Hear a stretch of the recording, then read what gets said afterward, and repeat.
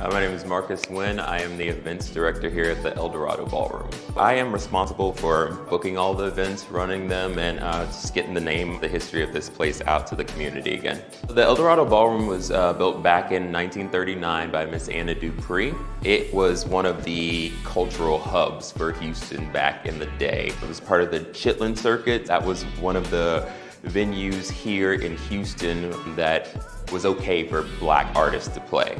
So if you were anyone, any name, you came here to the Eldorado Ballroom. B.B. King to James Brown to Ella Fitzgerald, they've all come through these doors. There was also a hub for the community. It was a place where the young folks could come and dance and have a good time, for people in the community to showcase their businesses, and we want to kind of bring that back to the community. This is why you can't miss the act. Get your tickets now. I promise it will be an amazing event.